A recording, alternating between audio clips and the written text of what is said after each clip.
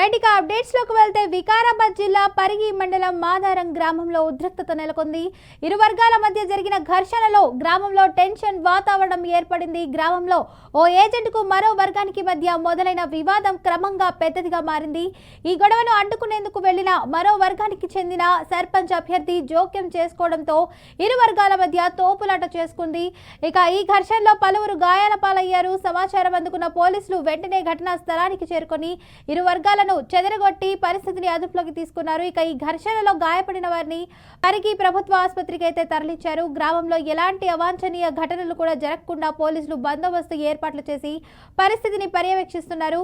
ఈ ఘటనకు సంబంధించి పూర్తి వివరాలు అయితే తెలియాల్సి ఉంది.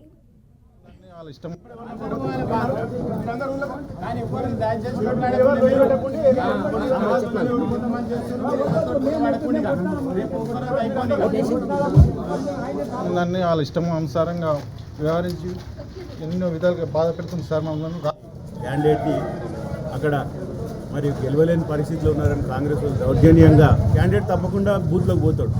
మరి వాళ్ళందరూ కూడా ఏజెంట్ మీద దౌర్జన్యం జరిగే పోయిందని తెలిసి లోపలికి పోతే అక్కడ ఈయన మీద దాడి చేసి విపరీతం కొట్టడం వల్ల ఆయన స్పృహ తప్పి కింద పడిపోయింది. ఇప్పుడే మరి గవర్నమెంట్ హాస్పిటల్ కూడా తీసుకొచ్చారు పరిగికి. మరి ఆయన బీపీ కూడా చాలా ఎక్కువ ఉన్నది కాబట్టి ఆయన మాట్లాడలేని పరిస్థితిలో ఉన్నాడు. మరి వెంబడే ఆయనను హైదరాబాద్ కూడా మరి గవర్నమెంట్ డాక్టర్ కూడా హైదరాబాద్కు రెఫర్ కూడా చేయడం జరిగింది.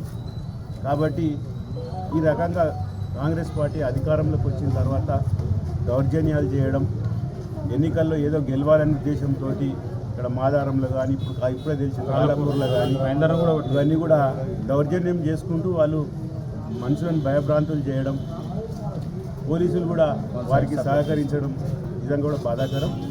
ప్రజాస్వామ్యంలో గెలుపు అనేది ప్రజలు నిర్ణయిస్తారు. కాబట్టి ఇప్పటికైనా మీరు దయచేసి అధికారులు కానీ పోలీసులు కానీ మరి నిష్పక్షపాతంగా ఎన్నికలు జరిగే విధంగా చర్యలు తీసుకోవాలని మీ అందరికీ విజ్ఞప్తి చేస్తాను.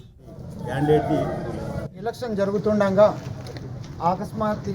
అకస్మాత్తుగా వీళ్ళు ఎవరు అగెనెస్ట్ పార్టీ వాళ్ళు వెళ్ళి అందులో గొడవ చేస్తుంటే, అదేవిధంగా క్యాండిడేట్ సర్పంచ్ గారు రాములు పోయి ఏంది అని అడిగేసరికి ఎదురుదాడి చేసి ఓడిపోతున్నామనే భయంతో ఇలా రాములను ఆ స్థితికి తెచ్చిండ్రు. ఆ స్థితికి తెచ్చిన వాళ్ళు ఎవరో కఠినంగా వాళ్ళకు చర్య తీసుకోవాలని మేము ప్రభుత్వాన్ని కోరుచున్నాము. దేని గురించి వచ్చింది ఆడ గొడవని ఫస్ట్ ఎంక్వైరీ చేయండి. పోయి అడగతుంటే అడిగినంత మాత్రంలో ప్రత్యర్థి మీద ఏది వాళ్ళ రాళ్లతో 2-3 వ్యక్తులు కలిసి భారీగా ఆడ గొడవ చేయడం జరిగింది. పొయ్యి తీసుకొచ్చేసరికి రాములు కిందేసి తొక్కుతున్నారు.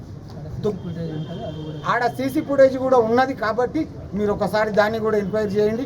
పొయ్యి ఆడ అడిగింది ఏంటంటే ఏమైంది గొడవ అని. లోపల ఏదో మన క్యాండిడేట్ పెట్టిన వ్యక్తి ఎవరిని ఆబ్జెక్షన్ చేసిండని చెప్పేసి, ఓటు వేయమన్నాడని చెప్పేసి లేని అబండాలు పెట్టి ఈరోజు గొడవ చేశారు. కాబట్టి దయచేసి వాళ్ళ మీద కఠినమైన